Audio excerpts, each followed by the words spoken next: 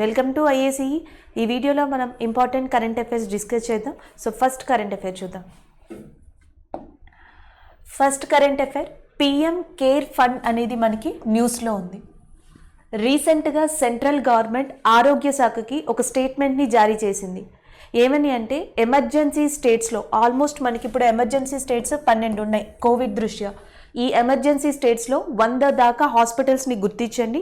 ఈ 100 హాస్పిటల్స్లో central government PM care fund తరపున ఆక్సిజన్ ప్లాంట్స్ని ఎస్టాబ్లిష్ చేసుకోవడానికి, మెడికల్ ఆక్సిజన్ వాటిని సప్లై చేయడానికి మనీని రిలీజ్ చేస్తాము అని చెప్పేసి చెప్పడం జరిగింది. So that's why it is in news.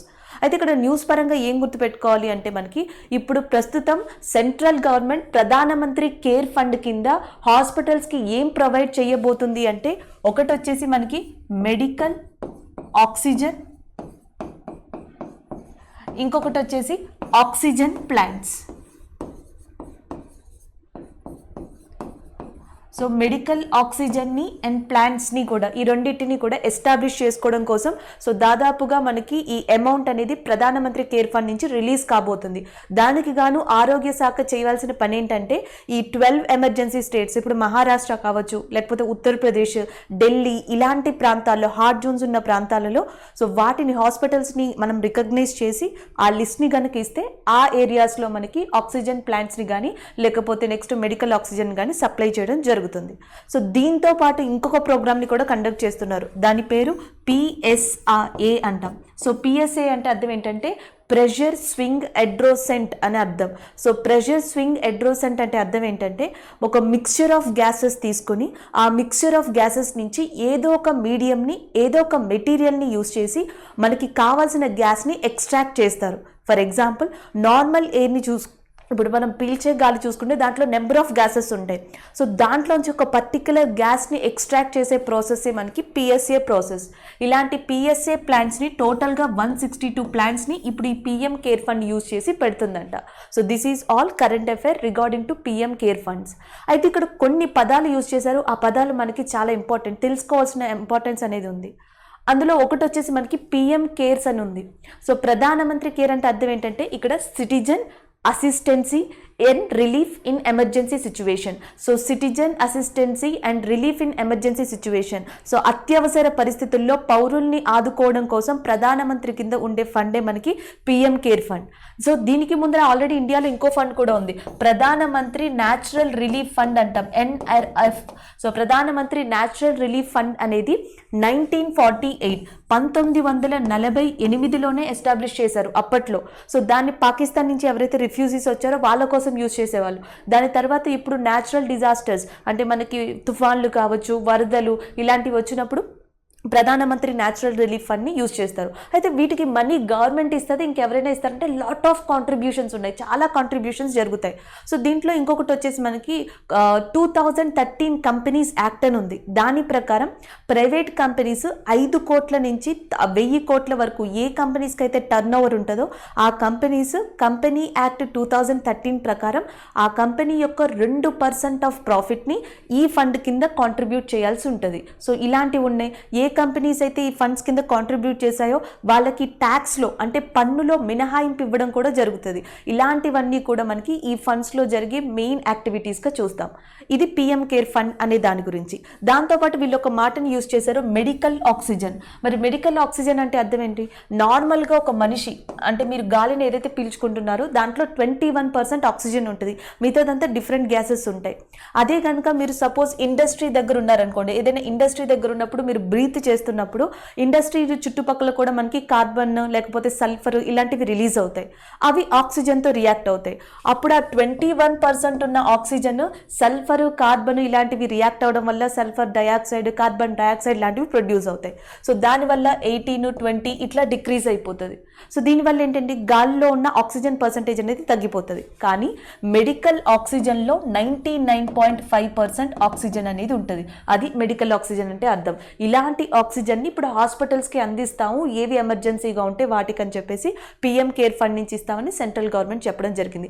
This is the difference between normal oxygen, మనం నార్మల్గా బ్రీత్ చేసేదానికి మెడికల్ ఆక్సిజన్కి ఇంత డిఫరెన్స్ ఉంటుంది. ఇప్పుడు ఇండియాలో దరిదాపుగా 12 డిఫరెంట్ స్టేట్స్లో 100 హాస్పిటల్స్ దాకా ఈ మెడికల్ ఆక్సిజన్ని అండ్ 50,000 టన్నుల మిలియన్స్ ఆక్సిజన్ని సప్లై చేస్తామని చెప్పి సెంట్రల్ గవర్నమెంట్ హామీ ఇవ్వడం జరిగింది. సో నెక్స్ట్ వన్ చూద్దాం. Next one Amazon Sambhav online summit. రీసెంట్గా అమెజాన్ సంభవ్ ఆన్లైన్ సమిట్ అనేది జరిగింది. సో దీంట్లో మెయిన్గా హైలైట్ ఏంటంటే ఈ సమిట్ దేనికోసం జరిగిందంటే ఎస్పెషల్లీ ఈశాన్య రాష్ట్రాలు, నార్త్ ఈస్ట్ ఇండియన్ స్టేట్స్ ఏవైతే ఉన్నాయో వాటిలో ట్రేడ్ పరంగా కానీ ఎకనామిక్ డెవలప్మెంట్ పరంగా కానీ ఒక ప్లాట్ఫామ్ తీసుకురావడం కోసం Amazon and government of India రెండూ కలిసి అమెజాన్ సంభవ్ సమిట్ అనే దాన్ని స్టార్ట్ చేశాయి.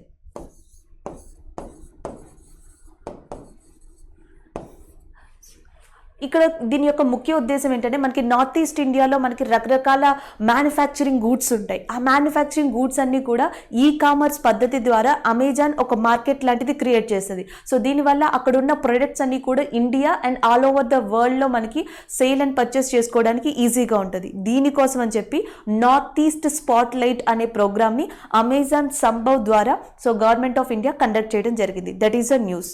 సో అయితే ఇక్కడ మనం తెలుసుకోవాల్సింది one of the important thing ఏంటంటే అసలు అమెజాన్ ఈ సంభవ్ అనే కార్యక్రమం ద్వారా ఏం చేస్తుంది, నార్త్ ఈస్ట్ ఇండియాలో మెయిన్గా ఎలాంటి వాటిని డెవలప్ చేస్తుంది.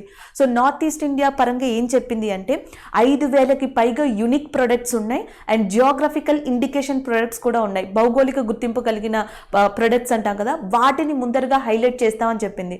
ఫర్ ఎగ్జాంపుల్ నాగాల్యాండ్ తీసుకున్నారనుకోండి, నాగాల్యాండ్లో చాలా ఇంపార్టెంట్గా మనం ఏం చెప్తామంటే ట్రీ టమాటో అంటాం. సో ట్రీ టమాటో అనేది నాగాలాండ్లో చాలా ఫేమస్. ఇది జియోగ్రఫికల్ ఇండికేషన్ కలది. ఇలాంటి దాన్ని కానీ లేకపోతే నెక్స్ట్ అస్సాం ప్రాంతాలు చూస్తే అస్సాంలో మనకి ఇంపార్టెంట్గా చెప్పుకునేది లిచ్చీ ఫ్రూట్స్ అంటాం.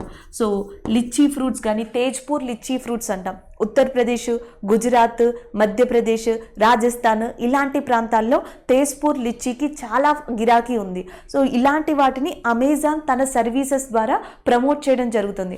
అలాగే నెక్స్ట్ వచ్చేసి మనకి మణిపూర్లో వైల్డ్ టీ అనేది చాలా ఫేమస్. ఇండియాలో ఇప్పుడు చాలా పాపులర్ అవుతున్న వర్డ్ ఇది వైల్డ్ టీ అని. సో టీ ప్రొడక్షన్కి అస్సాం, నార్త్ ఈస్ట్ ఇండియా చాలా ఫేమస్. అయితే వైల్డ్ టీ అని చెప్పేసి ఒక రకమైన టీ ప్రొడక్షన్లో ఒక రకమైన వెరైటీ ఇప్పుడిప్పుడు అది పాపులర్ అవుతుంది. సో దానికి ఒక మంచి ప్లాట్ఫామ్ కనుక క్రియేట్ చేస్తే సో ఆ ప్రొడక్ట్ అనేది కంప్లీట్గా పాపులర్ అవుతుంది. వైల్డ్ టీ కానీ నెక్స్ట్ వచ్చేసి మనకి త్రిపుర. సో త్రిపురలో త్రిపుర పైనాపిల్ లేదా క్వీన్ పైనాపిల్ అంటాం. త్రిపుర యొక్క స్టేట్ ఫ్రూట్ కూడా అదే. సో దాన్ని హైలైట్ చేయడం అంటే జియోగ్రఫికల్ ఇండికేషన్లో ఉన్న ఇలాంటి పదార్థాన్ని తీసుకుని ఇంకొకటి ఉంది మనకి మణిపూర్కి సంబంధించి చక్ హ్యావో అనే ఒక ప్రోడక్ట్ ఉంది. యాక్చువల్గా బ్లాక్ రైస్తో చేస్తారు దీన్ని. ఇలాంటి జియోగ్రఫికల్ ఇండికేషన్ వస్తువులని తీసుకుని అమెజాన్ తన ప్లాట్ఫామ్ ద్వారా హైలైట్ చేయడం జరుగుతుంది. దాన్నే నార్త్ ఈస్ట్ స్పాట్ లైట్ అంటాం. మనకి తెలిసి ఆల్రెడీ మూగా సిల్క్ తెలుసు. మూగా సిల్క్ అనేది అస్సాంలో ఫేమస్. దాంతోపాటు వెదురు అంటాం, bamboo, it is also famous in north east India. అలాగే అగార్ అనే ఒక వుడ్ దొరుకుతుంది. అగార్, దీని నుంచి ఆయిల్ని తీస్తారు. అగారు, వెదురు, మూగా అండ్ యాజ్ వెల్ యాజ్ లిచ్చి, టమాటా ఇవన్నిటిని తీసుకెళ్ళి సో నేషనల్ వైడ్గా ప్లాట్ఫామ్ కల్పించేదే అమెజాన్ ఈ కామర్స్ ద్వారా చేయాలనుకుంటుంది. సో దానికి గవర్నమెంట్ ఆఫ్ ఇండియాతో కలిసి ఇట్ ఈ started Amazon Sambhav online summit అనేది స్టార్ట్ చేసింది. అలాగే ఇక్కడ అమెజాన్ సీఈఓని కూడా గుర్తుపెట్టుకోవాలి కాబట్టి Jeff Bezos. So Jeff Bezos is a present chairman of CEO of Amazon. So దీన్ని కూడా గుర్తుపెట్టుకోండి. నెక్స్ట్ వన్ చూద్దాం. Gender Samvad event. So next event వచ్చేసి నెక్స్ట్ కార్యక్రమం ఇండియాలో సంవాద్ అనే కార్యక్రమం జరిగింది. సో ఈ కార్యక్రమం జరగడానికి మెయిన్ రీజన్ అమృత్ మహోత్సవ్. నిన్న కరెంట్ అఫైర్స్లో కూడా డిస్కస్ చేసాం. మీకు ఈ ఇయర్ మొత్తం కూడా అమృత్ మహోత్సవ్ అనేది కనిపిస్తుంది. సో 2022 తర్వాత ఇండియాకి ఇండిపెండెన్స్ వచ్చి 75 ఇయర్స్ అవుతున్న సందర్భంగా గవర్నమెంట్ ఆఫ్ ఇండియా ఇనిషియేట్ చేసిన one of the main event ఏది అంటే అమృత్ మహోత్సవ్ అంటాం. ఈ అమృత్ మహోత్సవ్లో ఏం చేస్తారంటే గత కొన్నేళ్లుగా ఇండియా సాధించిన అభివృద్ధి కానీ ఇండియా పథకాల ద్వారా సాధించిన అచీవ్మెంట్స్ కానీ దీంట్లో రకరకాల ఈవెంట్స్ ద్వారా ఇండియన్స్కి తెలియబరుస్తారు. దాన్ని అమృత్ మహోత్సవ్ అంటాం. ఈ అమృత్ మహోత్సవ్ పార్ట్లో భాగంగా ఇప్పుడు జరిగిన ఇంకొక ఈవెంట్ వచ్చేసి సంవాద్ ఈవెంట్. ఈ ఈవెంట్లో ఏం చేస్తారంటే మనకి ఇండియాలోనే చాలా పెద్ద ప్రోగ్రామ్ ఉంది, నేషనల్ రూరల్ లైవ్లీహుడ్ ప్రోగ్రామ్, జాతీయ గ్రామీణ జీవనోపాధి కార్యక్రమం అని చెప్పి ఇండియాలోనే అతిపెద్ద ప్రోగ్రామ్ లేదా అతిపెద్ద స్కీమ్ అని చెప్పచ్చు. జాతీయ గ్రామీణ జీవనోపాధి ఇది 2011లో స్టార్ట్ చేశారు, 2011లో స్టార్ట్ చేశారు. అతి పెద్ద ఎత్తున రూరల్ ఏరియాలో పీపుల్కి, ఎస్పెషల్లీ విమెన్ లాంటి వాళ్ళకి సో ఈ కార్యక్రమంలో ఉద్యోగాలను కల్పించడం, పని కల్పించడం అనేది ముఖ్య ఉద్దేశం. అయితే 2011లో స్టార్ట్ చేసిన ఆ ప్రోగ్రామ్ ఇండియాలో ఇప్పటికీ కూడా సక్సెస్ఫుల్గా రన్ అవుతుంది. అయితే ఈ సంవాద అనే ఈవెంట్ కింద ఏం చేస్తారంటే దరిదాపుగా ఈ ప్రోగ్రామ్ కింద, ఈ పథకం కింద గత కొన్నేళ్లుగా ఎంతమంది విమెన్స్ ఎకనామిక్ ఎంపవర్మెంట్ ద్వారా అభివృద్ధి చెందారు, ఎంతమంది స్త్రీలు దీని ద్వారా బెనిఫిట్ పొందారు, తర్వాత ఫ్యూచర్ ప్లాన్స్ అనేవి ఎలా ఉంటాయి, నెక్స్ట్ వీళ్ళ యొక్క గోల్స్ నెక్స్ట్ ఉన్న విమెన్స్కి కానీ గర్ల్స్కి కానీ ఎలా యూజ్ అవుతాయి, ఇవన్నిటినీ చెప్పడం కోసం ఒక ప్లాట్ఫామ్ కావాలి కాబట్టి సో దానికోసమే స్టార్ట్ చేసేది సంవాద్ అనేది. అయితే ఈ జాతీయ గ్రామీణ జీవనోపాధి కార్యక్రమం కింద ఆల్మోస్ట్ ఇండియాలో 60 మిలియన్ విమెన్స్, 60 మిలియన్ల విమెన్స్ ఈ ప్రోగ్రామ్తో ఎంగేజ్ అయి ఉన్నారు. ఆల్రెడీ ఇండియాలో చాలా పెద్ద పెద్ద ప్రోగ్రామ్స్ ఉన్నాయి. ఇప్పుడు మనకి సెల్ఫ్ హెల్ప్ గ్రూప్స్ అంటాం, అంటే స్వయం సమృద్ధి గ్రూప్స్ అనేవి ఉన్నాయి. సో అవి వాటంతట అవి విమెన్స్ని డెవలప్ చేసుకుంటూ వస్తున్నాయి. ఇలాంటివి కాకుండా మనకి నెంబర్ ఆఫ్ ఇప్పుడు డిజిటల్ లాడో అని చెప్పేసి ఒక ప్రోగ్రామ్ వచ్చింది, నేషనల్ చైల్డ్ అండ్ డెవలప్మెంట్ అని ఒక ప్రోగ్రామ్ వచ్చింది. ఇలాంటివన్నీ ఏంటంటే విమెన్స్ని ఒక పర్టికులర్ సెక్టార్లో డెవలప్ చేయడం కోసం. కానీ ఇదేంటంటే విమెన్కి మెయిన్గా జీవనోపాధి, women and as well as మిగతా వాళ్ళకి కూడా ఎస్పెషల్లీ స్త్రీలు ఎక్కువగా జీవనోపాధి పొందిన కార్యక్రమం ఇండియాలో జాతీయ జీవనోపాధి గ్రామీణ కార్యక్రమం కాబట్టి సో దీనిని ముందుకు తీసుకెళ్ళాలి అని అమృత్ మహోత్సవ్లో భాగంగా సో దీనిని సంవాద్ అనే ఈవెంట్ని జాతీయ గ్రామీణ జీవనోపాధి కార్యక్రమం గురించి చెప్పడానికి స్టార్ట్ చేశారు. సో ఇది మనం ఇక్కడ ఎక్కువగా గుర్తుపెట్టుకోవాల్సింది. సో నెక్స్ట్ కరెంట్ అఫైర్ చూద్దాం. Next current affair S-400 SAM is in news. So S-400 surface to air missile. SAM అంటే ఇక్కడ అర్థం surface to air missile.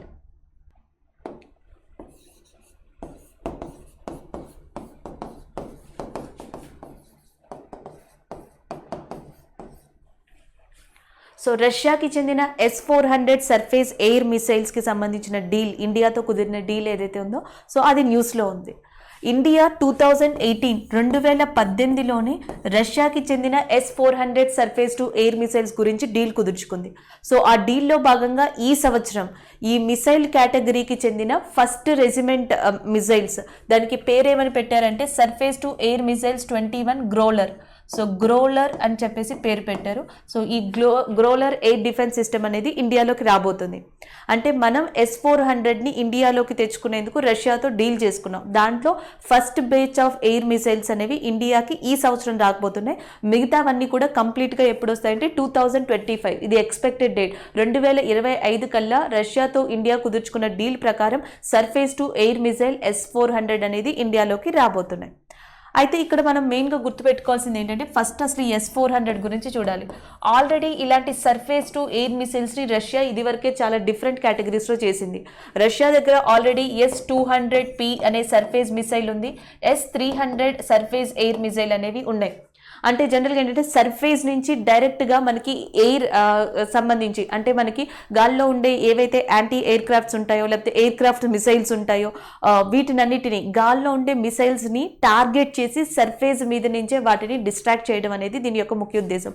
Surface to air అని చెప్పేసి అంటున్నాం. ఇండియాలో కూడా సర్ఫేస్ టు ఎయిర్ మిసైల్స్ ఉన్నాయి. ఇప్పుడు రష్యాలో ఇది వరకు S-200 ఉంది, S-300 ఉంది, ఇప్పుడు కొత్తగా S-400 చేశారు. ఇండియాలో కూడా ఉన్నాయి. కానీ ఇది వరల్డ్లోనే, ప్రపంచంలోనే చాలా లాంగెస్ట్ రేంజ్ సర్ఫేస్ మిసైల్గా రష్యా తనకి తను డిక్లేర్ చేసుకుంది. The world's one of the longest range missile S-400 అని. సో అలాంటి అధునాత టెక్నాలజీ ఇండియాలో కూడా ఉండాలి కాబట్టి ఇండియా రష్యాతో ఈ డీల్ కుదుర్చుకుంది. ఈ సర్ఫేస్ మిసైల్ రష్యా ఇండియాలోనే కాదు, చైనా కూడా రష్యాతో ఇది డీల్ కుదుర్చుకోవడం జరిగింది. అండ్ టర్కీ కూడా. Turkey and China is also involve for that S-400 missiles deal with that which country అంటే దట్ ఈస్ రష్యా. అయితే రష్యాకి సంబంధించిన కొన్ని సర్ఫేస్ మిసైల్స్ని మనం ఎప్పుడో తీసుకున్నాం ఆల్రెడీ. కొన్ని ఇంపార్టెంట్ మిసైల్స్ రష్యాతో మనకు ఆల్రెడీ డీల్ ఉంది. ఒకటి వచ్చేసి INS విక్రమాదిత్య అనే మిసైల్ని మనం వాడుతున్నాం. INS Vikramaditya submarine. INS Vikramaditya అనేది సబ్మెరైన్, ప్రస్తుతం ఇది ఇండియాలో యూజ్ చేస్తున్నాం, ఇది రష్యా నుంచే మనం పొందాం. దాని తర్వాత సుకోయ్ యుద్ధ విమానాలు ఆల్రెడీ మీకు తెలుసు SU-30 అంటాం. సో సుకోయ్ 30 ఎయిర్ క్రాఫ్ట్స్ కూడా మనం ఇండియా యూజ్ చేస్తుంది, రష్యా నుంచే తీసుకున్నాం. దాని తర్వాత బ్యాటిల్ ట్యాంక్స్, యుద్ధ ట్యాంకులు T-90, T-72, tank 72 and tank 90, ఈ రెండింటిని కూడా మనం రష్యా నుంచే తీసుకున్నాం. సో రష్యా నుంచి INS Vikramaditya and Sukhoi 30, T-90, T-72. ఇప్పుడు మనం మళ్ళీ తీసుకోబోయేది S-400 surface to air missiles S-400ని ఇండియా తీసుకోబోతుంది. This is about that Russia and India regarding మిసైల్స్కి సంబంధించి ఇది. అయితే ఇండియా దగ్గర మరి ఏం సర్ఫేస్ టు ఎయిర్ మిసైల్స్ లేవా అంటే, ఇండియా దగ్గర ఉన్న సర్ఫేస్ టు ఎయిర్ మిసైల్స్లో ఒకటి చెప్పొచ్చు, త్రిశూల్. సో త్రిశూల్ అనేది ఇండియాలో ఉన్న ఒక surface to air missile.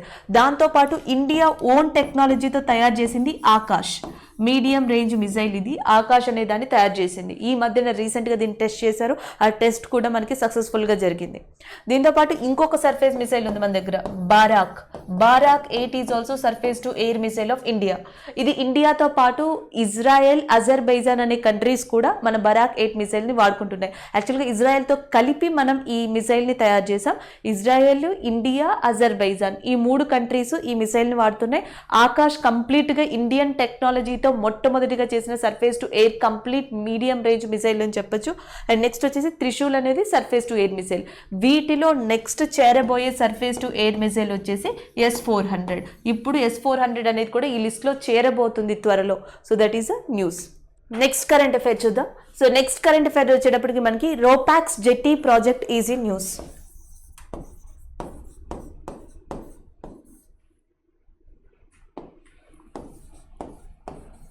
So మనకి రోపాక్స్ జెట్టి ప్రాజెక్ట్ అనేది న్యూస్లో ఉంది. అసలు ఈ ప్రాజెక్ట్ ఏంటి అండ్ యాజ్ వెల్ యాజ్ ఇది ఎందుకు న్యూస్లో ఉందో చూద్దాం. సెంట్రల్ గవర్నమెంట్ ఒడిస్సాలో స్టార్ట్ చేయబోయే రోపాక్స్ జెట్కి 50 కోట్లని ఇనీషియల్గా మేము రిలీజ్ చేస్తున్నామని చెప్పేసి ఒక స్టేట్మెంట్ని పాస్ చేసింది. ఈ ప్రాజెక్ట్కి అయ్యే టోటల్ ఖర్చు 110 కోట్లు, 110 crores అవుతుంది. సో దాంట్లో ఇనీషియల్గా 50 కోట్లని మేము లాంచ్ చేస్తున్నాము అని చెప్పి సెంట్రల్ గవర్నమెంట్ అప్రూవ్ చేయడం జరిగింది. అసలు యాక్చువల్గా ఈ రోపాక్స్ జెట్ అంటే ఏంటి, ఎందుకు ఇది స్టార్ట్ చేస్తున్నారు అనేది తెలియాలి అంటే ఫస్ట్ మనకి ఇండియాలో ఉన్న వాటర్ వేస్ గురించి తెలియాలి. వాటర్ వేస్ అంటే అర్థం జలదారులు అంటాం. సో ఇండియాలో మనకి చాలా జలదారులు ఉన్నాయి. జనరల్గా ట్రాన్స్పోర్టేషన్ అంటాం, రవాణా వ్యవస్థ. మీరు ఎక్కడికైనా జర్నీ చేయాలి అన్నా, ఏదైనా ట్రాన్స్పోర్ట్ చేయాలన్నా మనకి ఎదురుగా కనిపించేవి 4 ఆప్షన్స్ కనిపిస్తాయి. 1 రోడ్వేస్ కానీ, 2 రైల్వేస్ కానీ, 3 ఎయిర్వేస్ కానీ, 4 వాటర్ వేస్. వీటన్నిటిలో చాలా చీపెస్ట్ వే అని చెప్పేది మనకి వాటర్ వేసే. అండ్ రోడ్వేస్ని, రైల్వేస్ని, వాటర్ వేస్ని కంపేర్ చేసుకుంటే అండ్ ఎస్పెషల్లీ మనకి రోడ్డు మార్గాల్ని, జల మార్గాల్ని కంపేర్ చేసుకుంటే ఈ వాటర్ వేస్ అనేవి తక్కువ ఖర్చుతో చాలా తక్కువ టైంలో ట్రాన్స్పోర్టేషన్ని చేయొచ్చు, మనం ట్రావెల్ అనేది చేయొచ్చు, అన్ని రకాలుగా బెనిఫిట్ ఉంటుంది. సో ఈ కాన్సెప్ట్తోనే ఇండియాలో జలదారుల్ని అంటే వాటర్ వేస్ని డెవలప్ చేయడం జరుగుతుంది. ఒడిస్సాలో ఆల్రెడీ మనకు ఒక వాటర్ వే ఉంది, దాని పేరు NW4 అంటాం, NW5. సో ఒడిస్సాలో జాతీయ జలదారి 5వ జాతీయ జలదారి. దీన్ని కూడా మనకి దార్మా అనే రివర్ మీద కట్టారు. ఇప్పుడు ఈ రోపెక్స్ జెట్ ప్రాజెక్ట్ కూడా దేని మీద స్టార్ట్ చేయబోతున్నారు అంటే దార్మా అనే దాని మీదే స్టార్ట్ చేయబోతున్నారు. అసలు ఈ ప్రాజెక్ట్ ఏంటనేది చూద్దాం. సో మనకి ఒడిస్సాలో ఉన్న జాతీయ జలధారి NW5, అది ఏ రివర్ మీద నిర్మించారు అంటే దార్మా అనే రివర్ మీద నిర్మించారు. ఇప్పుడు ఈ దార్మాని ఆనుకుని, ఈ దార్మాని బేస్గా చేసుకుని ఒక డిఫరెంట్ ప్రాజెక్ట్ని స్టార్ట్ చేయబోతున్నారు. దాన్నే రోపాక్స్ జెట్టి ప్రాజెక్ట్ అంటాం. Roll on or roll off passenger jetty project. So దీని ద్వారా ఏంటి అంటే ఈ దార్మా పోర్టు నుంచి ఆల్మోస్ట్ ఇంకొక పోర్టుకి వాటర్ వే ద్వారా కనెక్టివిటీ ఇస్తారు. సో దీనివల్ల ఏమవుతుంది అంటే మనం ట్రావెల్ చేసే టైము తగ్గిపోతుంది అండ్ సెకండ్ థింగ్ చీపెస్ట్ వే కూడా అవుతుంది. ఒక్కసారి ఈ రోపెక్స్ జెట్టి ప్రాజెక్ట్ దార్మా పోర్టును ఆనుకుని కంప్లీట్ అయితే ఒడిస్సాలోని 2 ఇంపార్టెంట్ డిస్ట్రిక్ట్స్ అయిన ఒకటి భద్రకా డిస్ట్రిక్ట్, ఒకటి రెండోది వచ్చేసి మనకి కేంద్రపారా డిస్ట్రిక్ట్ ఒకటి. భద్రకా డిస్ట్రిక్ట్, కేంద్రపారా డిస్ట్రిక్ట్కి నార్మల్గా ట్రావెల్ చేయాలి అంటే 6 hours టైం పడుతుంది. కానీ ఒక్కసారి రోపెక్స్ జెట్టి అయిపోతే ఈ దార్మా వాటర్ వే ద్వారా 1 hourలోనే ఈ 2 డిస్ట్రిక్ట్స్కి మధ్యలో ఉన్న ప్లేసెస్లో ట్రావెల్ చేయొచ్చు. అంటే ఆల్మోస్ట్ చాలా టైంని ఇది కంప్లీట్ చేసేస్తుంది అండ్ చీపెస్ట్ వేలో మనం ట్రావెల్ చేయడం అనేది ఈజీ. ఒకసారి రోపెక్స్ జెట్టి ప్రాజెక్ట్ అనేది సక్సెస్ అయితే ఇలాంటి డిఫరెంట్ నెంబర్ ఆఫ్ ప్రాజెక్ట్స్ని Odisha and as well as east coastal area తీరాల గుండా నిర్మించనున్నారు. So that is about ropax jetty project. అయితే మనం ఇక్కడ ఏం గుర్తుపెట్టుకోవాలి అంటే ఇది ఒడిస్సాలో ఏ నది మీద నిర్మిస్తారో అని అడిగితే ధార్మా రివర్. అండ్ ధార్మా రివర్ మీద ఇప్పటికే ఇండియాలో మనకి నేషనల్ వాటర్ వే ఎన్నోది ఉందంటే 5, జాతీయ జలధారి 5. అండ్ నెక్స్ట్ ధార్మా వల్ల ఆల్మోస్ట్ ఏ డిస్ట్రిక్ట్స్కి మధ్య దూరం తగ్గిపోతుంది అంటే ఒకటి భద్రక అండ్ రెండోది వచ్చేసి మనకి కేంద్రపార మధ్య డిస్టెన్స్ అనేది తగ్గిపోతుంది. ఆల్రెడీ మనకి ఈ ధార్మా పోర్ట్ను అనుకుని నెంబర్ ఆఫ్ ఇంపార్టెంట్ డెస్టినేషన్స్ ఉన్నాయి ఒడిస్సాలో. One of the important destination Bhitarkanika national park is also near to the ధార్మా రివర్. సో ఈ ధార్మా రివర్కి దగ్గరగా మనకి బితర్కనికా అనే నేషనల్ పార్క్ ఒకటి ఉంది. And as well as important sites కూడా ఒడిశాలో చూడదగిన ఇంపార్టెంట్ సైట్స్ కూడా ఈ ధార్మా పోర్ట్ని ఆనుకుని ఉన్నాయి. సో దానివల్ల ఒక్కసారి కనుక ఈ ప్రాజెక్ట్ కంప్లీట్ అయితే టూరిస్ట్ డెస్టినేషన్ పరంగా కూడా దీన్ని కన్సిడర్ చేయొచ్చు, ట్రాన్స్పోర్టేషన్ పరంగా కూడా దీన్ని కన్సిడర్ చేయొచ్చు. So that is about this project. Next one చూద్దాం.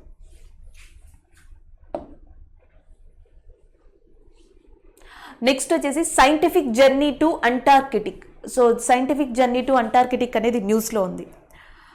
జాన్ 4 ఈ సంవత్సరం జాన్ 4న ఒక గ్రూప్ ఆఫ్ పీపుల్ ఇండియాకి చెందిన డిఫరెంట్ డిపార్ట్మెంట్ ఆఫ్ సైంటిస్టులు, జియాలజీ సైంటిస్టులు కానీ సో నెక్స్ట్ డిఫరెంట్ వ్యక్తులు కానీ ఇండియా నుంచి ఒక crew of members Goa port దగ్గర నుంచి అంటార్కిటికాలో ఉన్న ఇండియన్ స్టేషన్స్కి, రీసెర్చ్ స్టేషన్స్కి ఒక జర్నీని స్టార్ట్ చేశారు. సో తిరిగి వాళ్ళు 10th ఏప్రిల్న మళ్ళీ కేప్ ఆఫ్ టౌన్, సౌత్ ఆఫ్రికాలో ఉన్న కేప్ ఆఫ్ టౌన్ని చేరుకున్నారు. ఆల్మోస్ట్ ఈ జర్నీ చేయడానికి వాళ్ళకి 94 days పట్టింది. 12,000 నాటికల్ మైల్స్ డిస్టెన్స్ ఉన్న ఈ జర్నీని వాళ్ళు 94 daysలో చేశారు. సో దానివల్ల ఇది న్యూస్లోకి వచ్చింది. అదేంటి అనేది చూద్దాం. అంటార్కిటిక్ ఏరియాలో జనరల్గా అర్త్లో జరిగే చాలా డిఫరెంట్ మార్పులు, మనకి అర్త్లో ఏదైనా డిఫరెంట్ మార్పులు వస్తే ముఖ్యంగా మనకి గ్లేషియర్ ప్రాంతాల్లో తెలుస్తాయి, మంచు ప్రాంతాల్లో. అలాంటి మంచు ప్రాంతాలు మనకి ప్రపంచంలో 2 ఉన్నాయి, ఒకటి అంటార్కిటిక్ అండ్ 2 ఆర్కిటిక్ అంటాం. అయితే అంటార్కిటిక్ ప్రాంతంలో చాలా కంట్రీస్ తమ కంట్రీస్ యొక్క రీసెర్చ్ స్టేషన్స్ని అక్కడ ఎస్టాబ్లిష్ చేశాయి. వాతావరణంలో ఓజోన్ లేయర్లో వచ్చే మార్పులని గమనించడానికి కానీ, అర్త్ మీద వచ్చే డిఫరెంట్ చేంజెస్ని గమనించడానికి కానీ ఈ రీసెర్చ్ సెంటర్స్ని అక్కడ ఎస్టాబ్లిష్ చేశాయి. అయితే ఇండియా 1982లో 1982లో మొట్టమొదటిసారిగా అంటార్కిటికా ప్రాంతానికి చేరుకుంది. అంటే ఇది ఎన్నో సైంటిఫిక్ ఎక్స్పెడిషన్ అంటే మనకి ఇది 40th జర్నీ. అంటార్కిటిక్ ప్రాంతానికి ఇండియన్ సభ్యులు వెళ్ళిన జర్నీ ఇది 40వది. ఫస్ట్ది మనం ఎప్పుడు ట్రావెల్ చేసామంటే 1982లో మొట్టమొదటిగా అక్కడికి ట్రావెల్ చేసాం. దాని తర్వాత మిగతా కంట్రీస్ లాగే మనం కూడా మన రీసెర్చ్ స్టేషన్ని అక్కడ ఎస్టాబ్లిష్ చేసాం. ఆ రీసెర్చ్ స్టేషన్ పేరు దక్షిణ గంగోత్రి.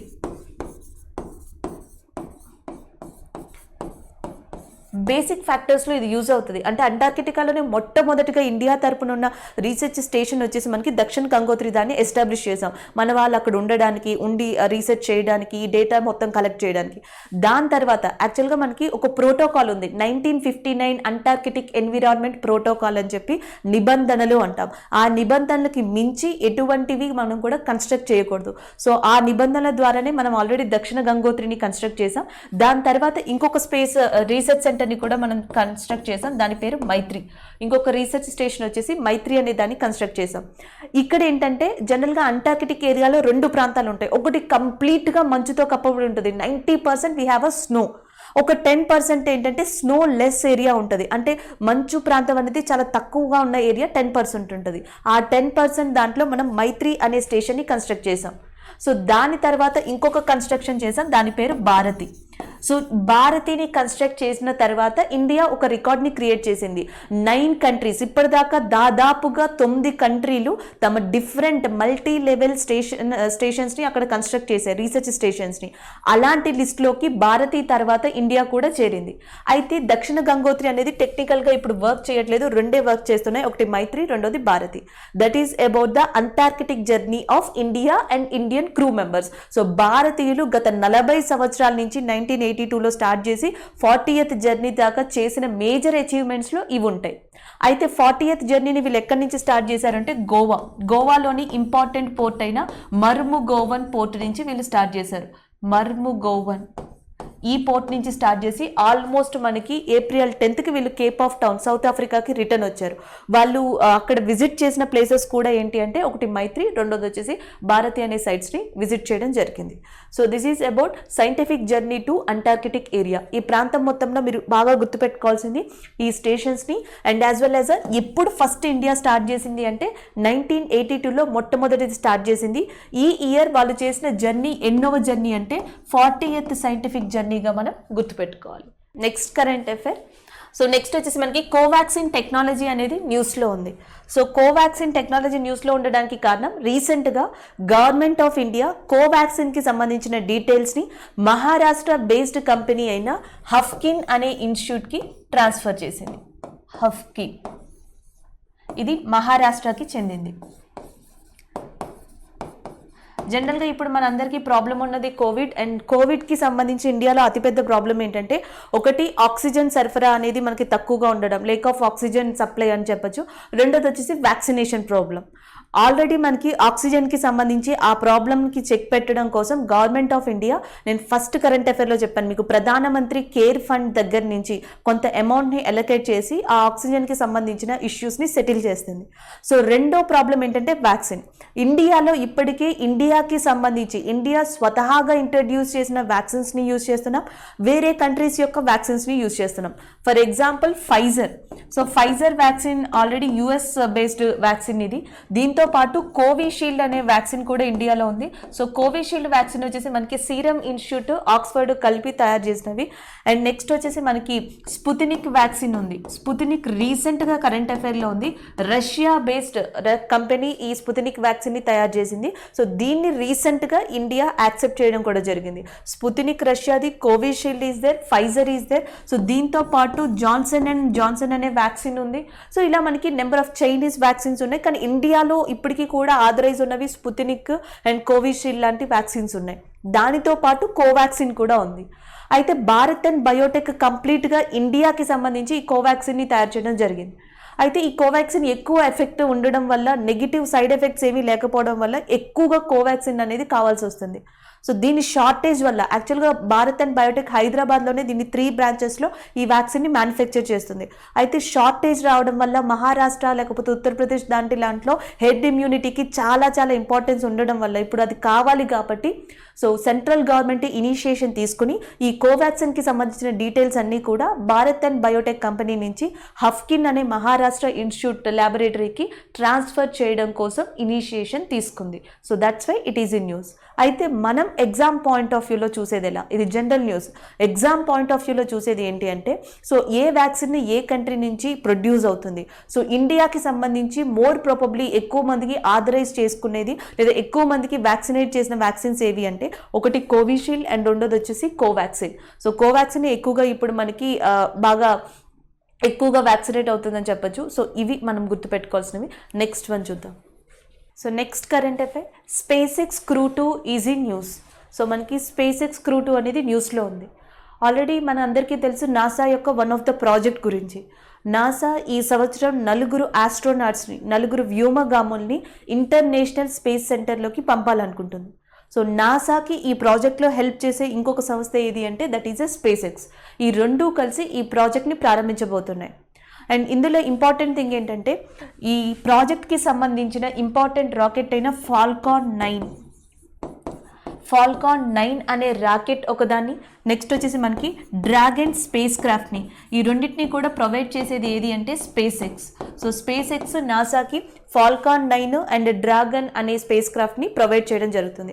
సో ఈ స్పేస్ క్రాఫ్ట్లోనే 4 వ్యోమగాముల్ని, 4 ఆస్ట్రోనాట్స్ని పంపడం జరుగుతుంది. ఆ 4 ఆస్ట్రోనాట్స్ కూడా ఇద్దరు వచ్చేసి మనకి యుఎస్ నాసాకి సంబంధించిన వాళ్ళు. ఒకళ్ళు వచ్చేసి షేన్ కింబ్రోక్ అండ్ నెక్స్ట్ ఇంకొకళ్ళు వచ్చేసి Megan and McArthur. And జపాన్కి సంబంధించిన ఆస్ట్రోనాట్ వచ్చేసి మనకి అకిహికో ఓషియాండే. అండ్ నెక్స్ట్ వచ్చేసి మనకి యూరోపియన్ స్పేస్ ఏజెన్సీకి సంబంధించిన థామస్ పెస్క్వెట్. సో యూరోపియన్ స్పేస్ ఏజెన్సీకి సంబంధించిన థామస్ పెస్క్వెట్ అండ్ నెక్స్ట్ యుఎస్కి సంబంధించిన కింబ్రోక్ అండ్ మేఘన్ మెక్ ఆర్థర్ అండ్ జపాన్కి సంబంధించిన అకిహికో. సో వీళ్ళ 4 కూడా మనకి ఇంటర్నేషనల్ స్పేస్ సెంటర్కి వెళ్ళబోయే వ్యోమగాములు. సో ఈ 4 కూడా డ్రాగన్ స్పేస్ క్రాఫ్ట్లో అండ్ ఫాల్కాన్ 9 అనే రాకెట్ ద్వారా పంపనున్నారు. ఈ ప్రాజెక్ట్ వాళ్ళు ఎప్పుడు లాంచ్ చేస్తున్నారంటే 22 ఏప్రిల్. ఈ మంత్ 22 ఏప్రిల్న ఈ ప్రాజెక్ట్ని లాంచ్ అయినున్నారు. ఎందుకంటే ఈ డేకి కూడా మనకు ఒక సిగ్నిఫికెంట్ ఉంది, earth day. So earth day అనేది ఎవ్రీ ఇయర్ కూడా ఏప్రిల్ 22 రికగ్నైజ్ చేయబడింది కాబట్టి, సో అర్త్ డే సందర్భంగా స్పేస్ ఎక్స్, నాసా కలిసి 4 ఆస్ట్రోనాట్స్ని ఈ రోజునే ఇంటర్నేషనల్ స్పేస్ సెంటర్కి పంపబోవడానికి ఈ ప్రాజెక్ట్ని లాంచ్ చేయబోతున్నాయి. So that's why it is in news. Already India కూడా ఇలాంటి ప్రాజెక్టే ఉంది. ఇండియా స్పేస్లోకి ఫస్ట్ టైం మన కంట్రీ నుంచి పీపుల్ని పంపడం కోసం, వ్యోమగాముల్ని పంపడం కోసం గగనయాన్ అనే ప్రాజెక్ట్ని స్టార్ట్ చేసింది.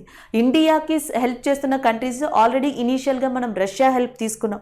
రష్యాతో పాటు ఇప్పుడు కొత్తగా ఫ్రాన్స్ కూడా మనకి హెల్ప్ చేయడానికి ఒప్పందం కుదుర్చుకుంది. అంటే ఇండియాకి చెందిన హ్యూమన్ స్పేస్ ఫ్లైట్కి సంబంధించి గగనయాన్ అనే ప్రాజెక్ట్కి రష్యా, ఫ్రాన్స్ ఎట్లా హెల్ప్ చేస్తున్నాయో, నాసాకి సంబంధించిన ఈ 4 ఆస్ట్రోనాట్స్ని ఇంటర్నేషనల్ స్పేస్ సెంటర్లోకి పంపడానికి స్పేస్ ఎక్స్ అనే సంస్థ కూడా హెల్ప్ చేస్తుంది.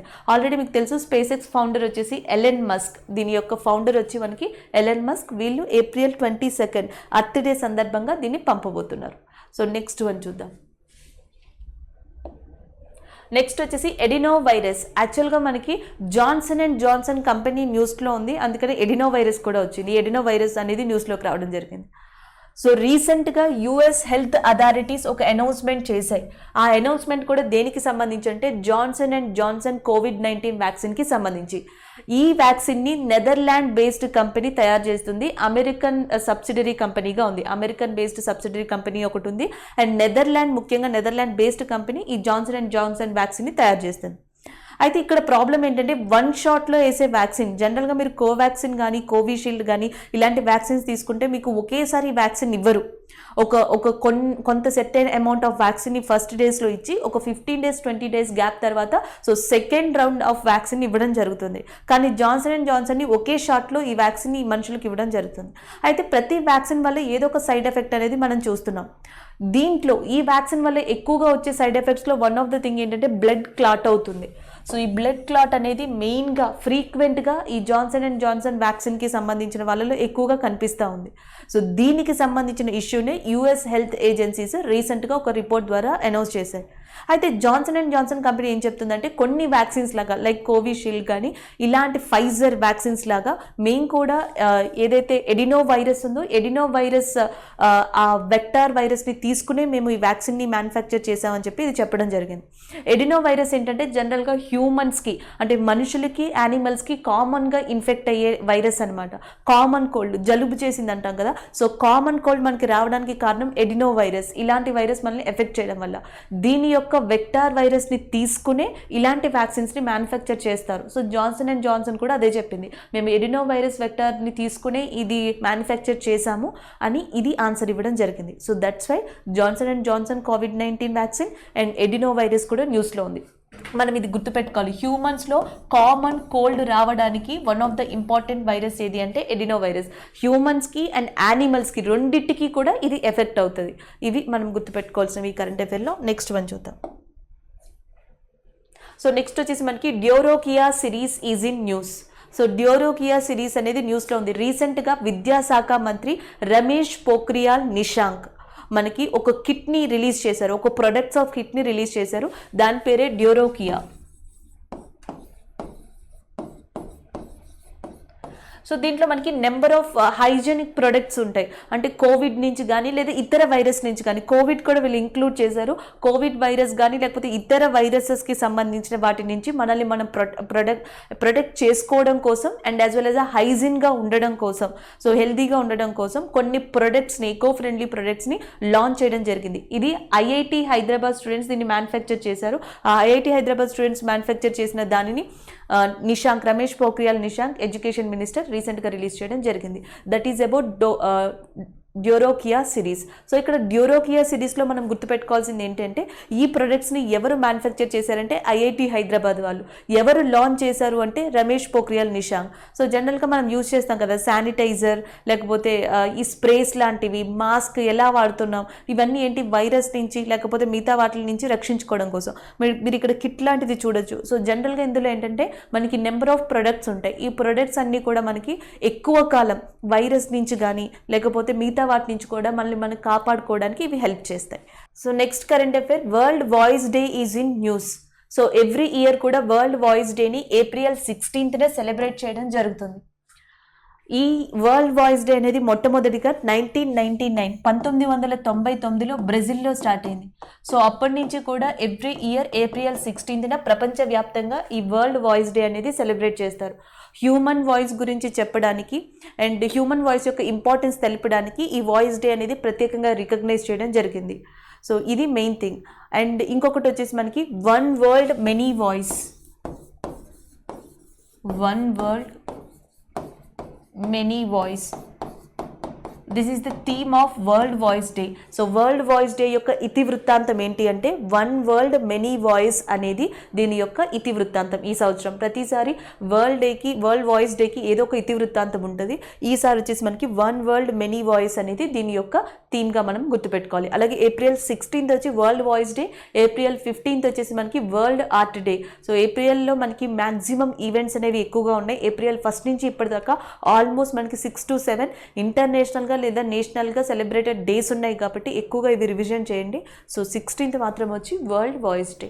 So next current affair, Russia Ukraine tensions అని ఉంది.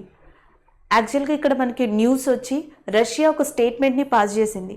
ఏమని చెప్పింది అంటే మేము టెంపరీగా ఫారెన్ వార్షిప్స్ని కానీ అంటే ఫారెన్ యుద్ధ నౌకల్ని కానీ లేకపోతే నెక్స్ట్ వచ్చేసి విదేశీ ఇతర నౌకల్ని కానీ కంప్లీట్గా నిలిపివేస్తున్నాం.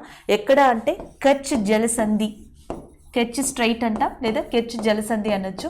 సో ఈ జలసంధి దగ్గర సంబంధించిన విదేశీ యుద్ధ నౌకల్ని కానీ లేకపోతే విదేశీ నౌకల్ని కానీ కంప్లీట్గా ఒక 6 months వరకు అంటే ఇప్పటి నుంచి ఆల్మోస్ట్ అక్టోబర్ వరకు మేము కంప్లీట్గా క్లోజ్ చేయబోతున్నాము అని ఒక అనౌన్స్మెంట్ చేసింది. So that's why it is in news. అయితే ఇక్కడ ఉక్రెయిన్ ఎందుకు మధ్యలో వచ్చింది అనేది ఇంపార్టెంట్. సో గత కొద్ది కాలంగా అంటే చాలా కాలం నుంచి రష్యాకి ఉక్రెయిన్కి చాలా పెద్ద ప్రాబ్లం ఉంది. వన్ ఆఫ్ ద ప్రాబ్లమ్గా మనం దేని చెప్పచ్చు అంటే క్రిమియా. మీరు ఇక్కడ చూడొచ్చు. సో దీన్ని క్రిమియా పెనిన్సులార్ అంటాం. సో మనకి ఈ క్రిమియా పెనిన్సులార్ అనేది ఉక్రెయిన్లో ఒక భాగం. అయితే 2014లో ఉక్రెయిన్లో భాగమైన క్రిమియా అనే ప్రాంతాన్ని రష్యా తనలో కలిపేసుకుంది. సో అక్కడి నుంచి ఉక్రెయిన్కి రష్యాకి 2014 నుంచి చాలా ప్రాబ్లమ్స్ స్టార్ట్ అయ్యాయి. అది ఒక ప్రాబ్లం. రెండోది ఏంటి అంటే ఈ ప్రాంతం అనేది ఉక్రెయిన్కి చాలా ఇంపార్టెంట్. ఇక్కడ మనకి ఆయిల్ బావులు అంటాం కదా, ఆయిల్ రిజర్వ్స్ అనేవి చాలా ఎక్కువ. Almost 80% of Ukraine oil sources అన్నీ కూడా మనకి క్రిమియా ప్రాంతంలోనే ఉన్నాయని ఉక్రెయిన్ ఆల్రెడీ చెప్పింది. అలాంటి ఇంపార్టెంట్ ప్రాంతాన్ని అంటే నార్మల్గా చూసుకుంటే జాగ్రఫికల్ పరంగా కానీ ఎకనామికల్ పరంగా కానీ ఉక్రెయిన్కి చాలా ఇంపార్టెంట్ ప్రాంతమైన క్రిమియాని 2014లో రష్యా తన దాంట్లో కలిపేసుకుంది. Russia is annexed this place in 2014 which is a part of Ukraine. So అక్కడి నుంచి ఆ ప్రాబ్లం స్టార్ట్ అయ్యి ఈ రెండు కంట్రీస్కి మధ్య వివాదాస్పదంగా నిలిచాయి. అయితే మధ్యలో ఈ కెచ్ జలసంధి అనేది ఎందుకు వచ్చింది అనేది మనం ఇక్కడ ఇంపార్టెంట్గా చూడాలి. సో జనరల్గా మీకు కెచ్ జలసంధి అనేది ఇలా కనిపిస్తుంది, ఇక్కడ ఉంటుంది. ఇటువైపు మనకి సీ ఆఫ్ ఎజావో సీ అనేది ఇక్కడ ఉంటుంది. దాని కింద వచ్చేసి నెక్స్ట్ ఉండేది బ్లాక్ సీ. సో ఈ బ్లాక్ సీ వచ్చేసి మనకి టర్కీ కానీ లేకపోతే ఇతర యూరోపియన్ కంట్రీస్ అన్నీ కూడా సో ఈ ఎజావోకి కనెక్ట్ అయ్యేలా చేసేది కెచ్ స్ట్రైట్. సో ఇక్కడ మనకి ఉక్రెయిన్ ఉంది, ఇక్కడ రష్యా ఉంది. అంటే మిగతా కంట్రీస్ ఉక్రెయిన్కి ఏమైనా హెల్ప్ చేయాలి అనుకుంటే, ఉక్రెయిన్కి ఏమైనా ఇవ్వాలి అనుకుంటే, లేకపోతే రష్యాతో పోటీ పడాలి అనుకుంటే ఈ కెచ్ జలసంధి ద్వారా యాక్సెస్ చేయొచ్చు. సో రష్యాతో పోటీ పడాలనుకునేది ఉక్రెయిన్కి ఇండైరెక్ట్గా హెల్ప్ చేయాలనుకునేది యూఎస్ఏ రీసెంట్గా ఒక అనౌన్స్మెంట్ చేసింది. యూఎస్ఏ యొక్క వార్షిప్స్ అనేవి బ్లాక్ సీలోకి ఎంటర్ చేస్తాము అని, బ్లాక్ సముద్రంలోకి. సో అవి నేరుగా ఎక్కడి వరకు వచ్చేస్తాయి అంటే కెచ్ జలసంధి వరకు వస్తాయి. అందుకని రష్యా ఏం చేసిందంటే కెచ్ జలసంధికి సంబంధించిన ప్రాంతం మొత్తాన్ని, ఆ యాక్సెస్ మొత్తాన్ని కూడా 6 months మేము సీజ్ చేస్తున్నాం అని చెప్పి అనౌన్స్ చేసింది. మనం ఎగ్జామ్ పాయింట్ ఆఫ్ వ్యూలో ఏం గుర్తుపెట్టుకోవాలి?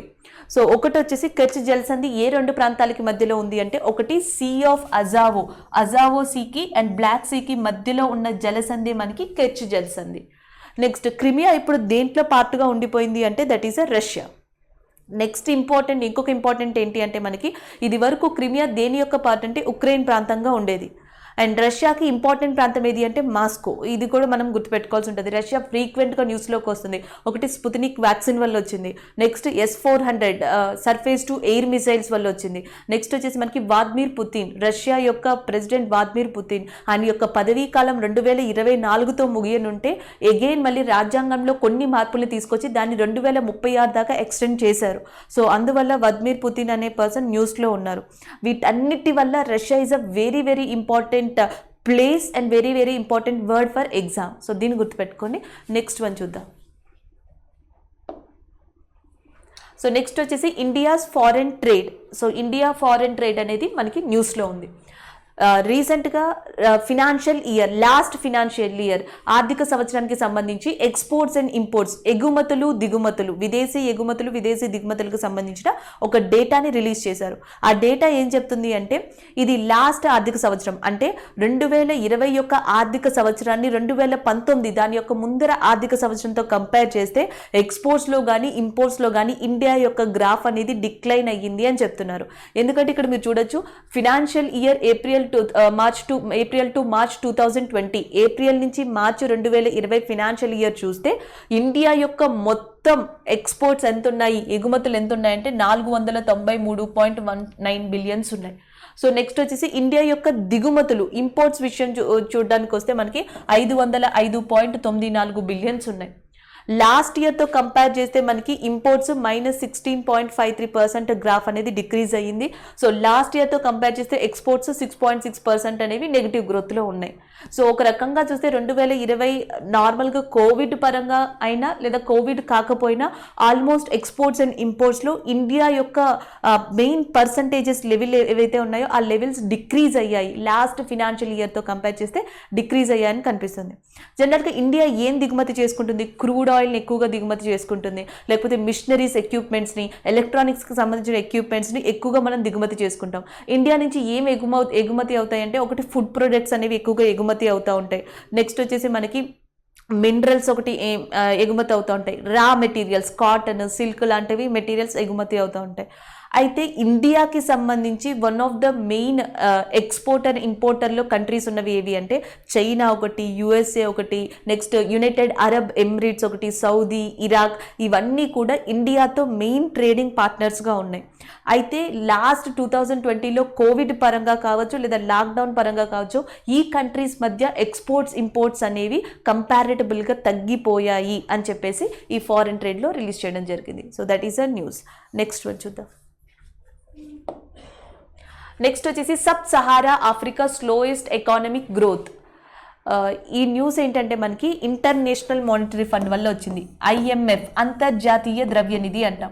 నేను ఆల్రెడీ చెప్పాను, చాలా ఆర్గనైజేషన్స్, చాలా సెంట్రల్ బ్యాంక్స్ సో ఫోర్కాస్టింగ్ అంటే ముందరగా ఒక కంట్రీ ఎంతవరకు గ్రోత్ కాగలదు, ఒక కంట్రీ ఎంతవరకు అచీవ్ చేయగలదు అని కొన్ని వాల్యూస్ని ప్రీ ఎస్టిమేట్ వేసి రిలీజ్ చేస్తాయి. అలాగే ఇంటర్నేషనల్ మానిటరీ ఫండ్ కూడా ఇండియా గురించి చెప్పింది. 2021కి ఇండియా 12.5% వరకు గ్రోత్ని సాధించగలదు ఈ సంవత్సరం అని చెప్పి ఒక వాల్యూని చెప్పింది. అలాగే ప్రతి కంట్రీస్కి ఇది ఒక ఫోర్కాస్టింగ్ రిపోర్ట్ని ఇవ్వడం జరుగుతుంది. ఇదేం చెప్పింది అంటే రీసెంట్గా అంతర్జాతీయ ద్రవ్యనిధి సబ్ సహారా ప్రాంతం అంటే సౌత్ ఆఫ్రికా కాంటినెంట్లో సబ్ సహారా ప్రాంతానికి సంబంధించిన కంట్రీస్ అన్నీ కూడా ఎకనామిక్ గ్రోత్లో చాలా స్లోగా ఉన్నాయి అని చెప్పేసి రిపోర్ట్ ఇవ్వడం జరిగింది. సబ్ సహారా ప్రాంతంలో ఏ కంట్రీస్ వస్తాయి? ఒకటి ఘనా అనే కంట్రీ వస్తుంది, నెక్స్ట్ వచ్చేసి మనకి నైజీరియా కంట్రీ వస్తుంది, లెబనాన్ కంట్రీ వస్తుంది. So Nigeria, Ghana and Lebanon ఈ కంట్రీస్ అన్నీ కూడా మనకి మెయిన్గా రవాండా ఈ కంట్రీస్ అన్నీ సబ్ సహారాలో ఉంటాయి. అదేం చెప్తుంది అంటే కోవిడ్ వల్ల ఒక ప్రాబ్లం వచ్చింది, కోవిడ్ కాకుండానే నార్మల్గా కూడా చాలా ప్రాబ్లం ఉంది. ఎందుకంటే 2020లో almost 32 million people in sub Sahara Africa అంటే సబ్ సహారా ప్రాంతంలో 32 మిలియన్ పీపుల్ కంప్లీట్గా పావర్టీలోకి వెళ్ళిపోయారు అని చెప్పేసి ఒక రిపోర్ట్ ఇచ్చింది.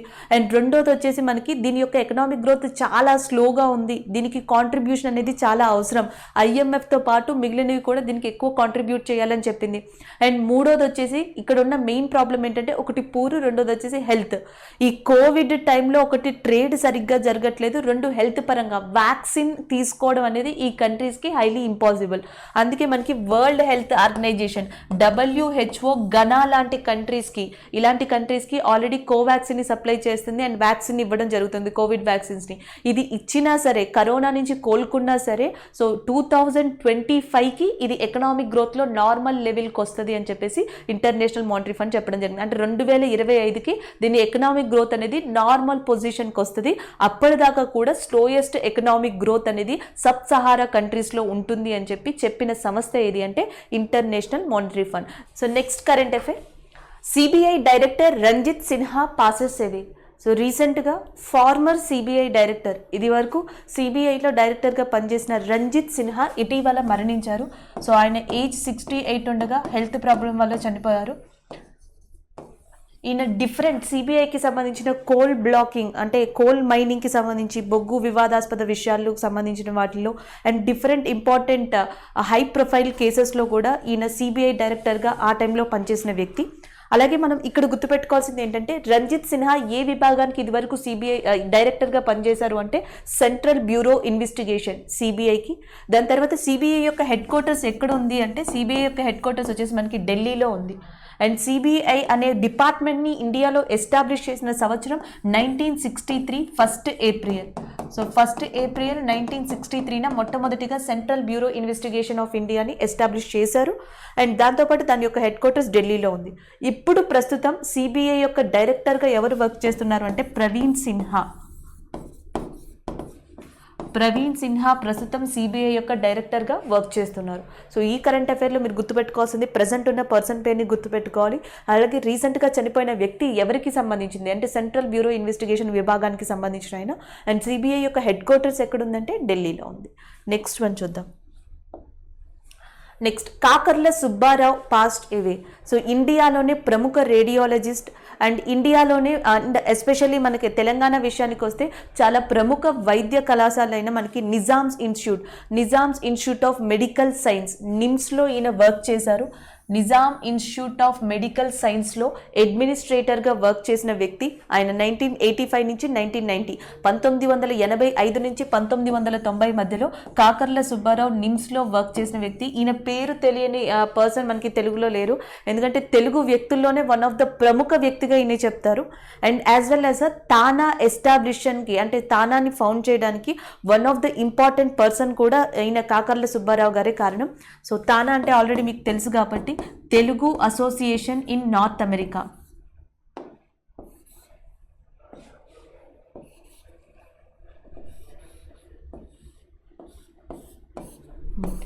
తానా means Telugu association in North America.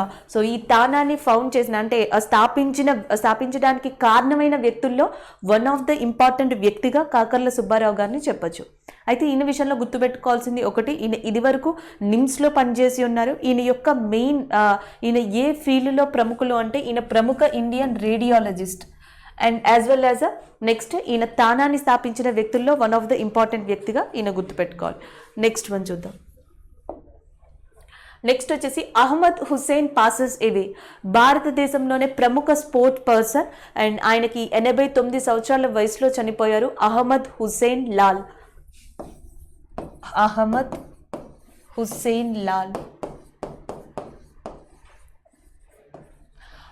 Hussain లాలా ఈయన బెంగళూరులో తన నివాసంలో చనిపోవడం జరిగింది.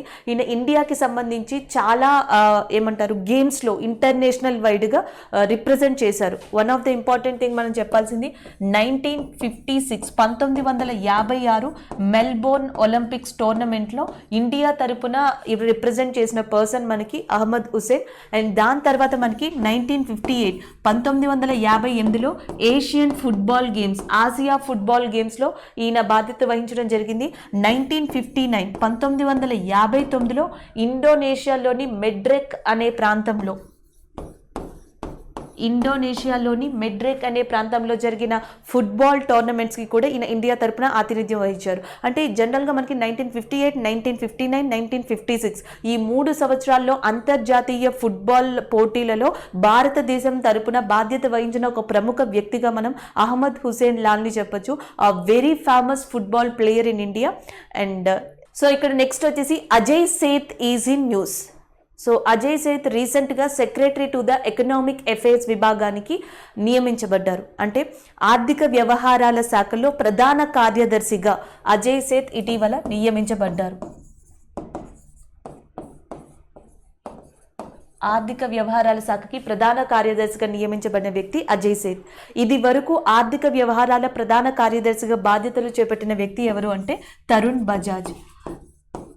So before Ajay Seth Tarun Bajaj is a secretary to that economic affairs. అయితే తరుణ్ బజాజ్ ఇటీవలే ప్రధాన కార్యదర్శిగా రెవెన్యూ శాఖకి మారారు. సో ఇప్పుడు ప్రస్తుతం రెవెన్యూ శాఖ యొక్క ప్రధాన కార్యదర్శిగా సెక్రటరీగా వర్క్ చేస్తున్న వ్యక్తి తరుణ్ బజాజ్. సో ఈ రెండు పేర్లు గుర్తుపెట్టుకోండి.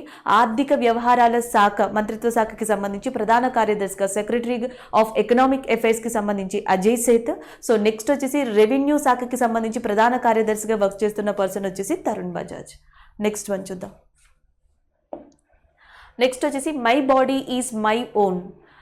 ఇది ఒక రీసెంట్ రిపోర్ట్. ఇది కూడా విమెన్స్కి సంబంధించిన రిపోర్ట్. ఈ రిపోర్ట్ని రిలీజ్ చేసింది మనకి యునైటెడ్ నేషన్స్ పాపులేషన్ ఫండ్, యుఎన్ఎఫ్పి అంటాం జనరల్గా, కానీ ప్రొనౌన్స్ చేసినప్పుడు మాత్రం యునైటెడ్ నేషన్స్ పాపులేషన్ ఫండ్ అంటాం. ఇది ప్రతి సంవత్సరం కూడా కొన్ని రిపోర్ట్స్ని రిలీజ్ చేస్తుంది. అలాగే ఈ సంవత్సరం విమెన్స్కి సంబంధించి ఒక రిపోర్ట్ని రిలీజ్ చేసింది. దాని పేరు my body is my own. అంటే ఒక విమెన్ కానీ ఒక స్త్రీ కానీ తన బాడీని ఎట్లా కేర్ తీసుకోవాలి, తన బాడీకి సంబంధించి అంటే హెల్త్ పరంగా తనకి తనే ఎలాంటి ఇనిషియేటివ్స్ తీసుకోవాలి, ఎలాంటి బాధ్యతలు తీసుకోవాలి, ఇవన్నీ కూడా ఈ రిపోర్ట్లో మెన్షన్ చేయబడ్డాయి. అంటే తన పర్సనల్కి సంబంధించి అండ్ హెల్త్ పరంగా సంబంధించి ఈ రెండింటి విషయాలు రెండు కూడా మనకి ఈ రిపోర్ట్లో ఇవ్వబడ్డాయి. అయితే ఇండియాలో ఈ రిపోర్ట్ ఇచ్చిన దాంట్లో ఇండియన్ విమెన్స్ 12% మాత్రమే, ఉన్న విమెన్స్లో 12% స్త్రీలు మాత్రమే తమ పర్సనల్ లేదా హెల్త్ పరంగా బాడీ విషయాలలో ఓన్ డెసిషన్స్ని తీసుకోగలుగుతారు. అండ్ కొంతమంది 55% women's in India, 55% of women's in India తమ యొక్క పర్సనల్ లేదా హెల్త్కి సంబంధించి బాడీకి సంబంధించిన డెసిషన్స్ తీసుకోవాలంటే తమ భర్తల యొక్క అంగీకారం అనేది తప్పనిసరి అని చెప్పేసి ఈ రిపోర్ట్లో ఇవ్వడం జరిగింది. అంటే జనరల్గా వెస్ట్రన్ కంట్రీస్లో చూస్తే హెల్త్ కాన్షియస్ కానీ పర్సనల్ కాన్షియస్ కానీ అంటే హెల్త్ పరంగా పర్సనల్ వ్యవహారాల పరంగా విమెన్కి సంబంధించి విమెన్సే డెసిషన్ తీసుకోవడం జరుగుతుంది అల్టిమేటంగా. కానీ ఇండియా లాంటి కంట్రీలో, అంటే ఇండియా ఒకటే కాదు, ఇండియా లాంటి చాలా కంట్రీస్లో సో సగానికి సగం మంది విమెన్స్ తమ హెల్త్ పరంగా కానీ ఇతర పర్సనల్ విషయాల పరంగా కానీ ఏదైనా మనకి ఒక దాన్ని తీసుకోవాలి అనుకుంటే, ఇంప్లిమెంట్ చేయాలి అనుకుంటే సో వాళ్ళకి సంబంధించిన స్పౌస్ లేదా హస్బెండ్ యొక్క పర్మిషన్ అనేది కంపల్సరీ అని చెప్పేసి United nations population fund report ఇచ్చిన దాంట్లో ప్రత్యేకంగా మెన్షన్ చేయబడి ఉంది. So that is about this report. అయితే దీన్ని పక్కన పెడితే ఇక్కడ ఇంపార్టెంట్ ఏంటంటే యునైటెడ్ నేషన్స్ పాపులేషన్ ఫండ్ ప్రతి సంవత్సరం కూడా ఒక అవార్డుని ఇవ్వడం జరుగుతుంది. యాక్చువల్గా ఈ అవార్డు అనేది 1981లో స్టార్ట్ చేసింది అవార్డు ఇవ్వడం. ఈ అవార్డు దేనికంటే సొసైటీ పరంగా ఎవరైతే కాంట్రిబ్యూట్ చేస్తారో సో అలాంటి వాళ్ళకి వరల్డ్ వైడ్ మొత్తంలో కొంతమంది వ్యక్తుల్ని లేదా కొంతమంది ఇన్స్టిట్యూషన్స్ని, కొన్ని ఆర్గనైజేషన్ని సెలెక్ట్ చేసి ఈ United nations population fund award ఇస్తుంది. రీసెంట్గా 2020లో ఇండియాకి సంబంధించిన ఒక ఎన్జిఓకి ఈ అవార్డు దక్కడం జరిగింది. దాని పేరు హెల్ప్ ఏజ్ ఇండియా అని ఒక ఎన్జిఓ సంస్థకి 2020కి గాను యునైటెడ్ నేషన్స్ పాపులేషన్ ఫండ్ అనేది ఇచ్చారు. ఈ అవార్డుని భూటాన్ కంట్రీతో కలిసి ఇండియా పంచుకుంది. భూటాన్లో ఇంకొక సంస్థ ఉంది, క్వీన్ మదర్ ఆఫ్ భూటాన్ అని చెప్పేసి, ఆ సంస్థతో కలిపి HelpAge of India United nations population ఫండ్ని 2020 యొక్క అవార్డుని తీసుకుంది. ఇండియాలో ఇప్పటి వరకు ఇలాంటి అవార్డు వచ్చిన వ్యక్తులు 2 ఉన్నారు. ఒకళ్ళు వచ్చేసి ఇందిరా గాంధీకి అవార్డు ఇచ్చారు, 2 జేఆర్డి టాటాకి. ఒకటి ఇందిరా గాంధీకి ఈ అవార్డు ఇవ్వడం జరిగింది అండ్ రెండోది వచ్చేసి జేఆర్డి టాటాకి ఈ అవార్డు అనేది ఇచ్చారు. This is about United nation population fund. అంటే ఈ రిపోర్టు నుంచి ఎగ్జామ్ పరంగా విమెన్స్కి సంబంధించిన పర్సంటేజెస్ తీసుకోగలం కానీ డైరెక్ట్ ఫ్యాక్ట్స్ తీసుకోలేం. అయితే యునైటెడ్ నేషన్స్ పాపులేషన్ ఫండ్ న్యూస్లో ఉంది కాబట్టి దీనికి సంబంధించిన బేసిక్ ఫ్యాక్టర్స్, దీని అవార్డు ఏంటి, ఇండియాలో ఎవరైనా పొందారా, ఎప్పుడు ఈ అవార్డుని ఎస్టాబ్లిష్ చేశారంటే 1981. ఎంతమంది పొందారు అంటే ఇందిరాగాంధీ, జేఆర్డి టాటా. మరి 2020లో ఇండియాకి సంబంధించిన ఒక ఎన్జిఓ భూటాన్ కంట్రీతో కలిపి ఈ అవార్డుని షేర్ చేసుకుంది. ఆ ఎన్జిఓ పేరు హెల్పేజ్ ఇండియా అనేది. నెక్స్ట్ కరెంట్ అఫైర్ చూద్దాం.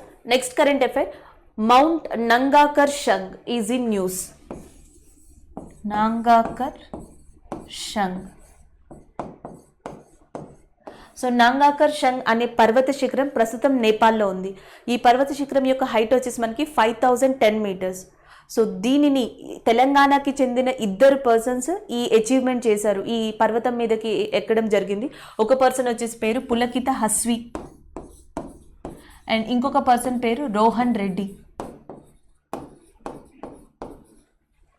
So Rohan Reddy and as well S Pulakitha Hasvi, ఈ తెలంగాణకి చెందిన ఇద్దరు వ్యక్తులు కూడా ఆల్మోస్ట్ 13 ఇయర్స్ ఏజ్లో, 13 సంవత్సరాల ఏజ్లో నేపాల్లో ఉన్న నంగాకర్ షంగ్ అనే పర్వతాన్ని ఈ ట్రెక్ చేయడం జరిగింది. సో ఈ అచీవ్మెంట్ ఒకటైతే, నెక్స్ట్ వచ్చేసి మౌంట్ ఎవరెస్ట్ బేస్ క్యాంప్ దాకా వీళ్ళు చేరుకున్నారు. యాక్చువల్గా మౌంట్ ఎవరెస్ట్ హైట్ వచ్చేసి 8,848 మీటర్లు, అయితే దానికి బేస్ క్యాంప్ యొక్క హైట్ వచ్చేసి 5,360 మీటర్స్. బేస్ క్యాంప్ హైట్ దాకా వీళ్ళు చేరుకోవడం జరిగింది. ఈ రెండు అచీవ్మెంట్స్ కూడా వీళ్ళ యొక్క ముఖ్యమైన థింగ్స్ కాబట్టి మనం గుర్తుపెట్టుకోవాలి. ఇద్దరు కూడా తెలంగాణకి చెందిన వ్యక్తులు. అయితే ఆల్రెడీ తెలంగాణకి చెందిన వ్యక్తి పూర్ణ, ఈమె 13 ఇయర్స్ 11 మంత్స్ 13 సంవత్సరాల 11 నెలల ఏజ్ ఉన్నప్పుడు ఆల్మోస్ట్ ఎవరెస్ట్ శిఖరాన్ని మొత్తాన్ని కూడా ఈమె ట్రెక్ చేయడం జరిగింది. సో ఒక రికార్డ్ని కూడా సృష్టించడం జరిగింది. ప్రపంచవ్యాప్తంగా అండ్ ఇండియా వ్యాప్తంగా కూడా ఎవరెస్ట్ శిఖరం దాంట్లో ఆ విషయంలో సో రికార్డు క్రియేట్ చేసిన వ్యక్తి పూర్ణ అని చెప్పొచ్చు. అండ్ నెక్స్ట్ వచ్చేసి మనకి యాక్చువల్గా ఎవరెస్ట్ హైటే 8,848, దాన్ని కంప్లీట్గా చాలా చిన్న ఏజ్లోనే 13 ఇయర్స్ ఏజ్లోనే సో ఈమె కంప్లీట్గా ట్రెక్ చేయడం జరిగింది. అది పూర్ణ యొక్క మెయిన్ అచీవ్మెంట్. అలా కాకుండా ఇందులో నెంబర్ ఆఫ్ పీపుల్ అచీవ్ చేసిన వాళ్ళు ఉన్నారు. ఎగ్జాంపుల్కి మనకి రాజ్ సింగ్ ధర్మశక్తు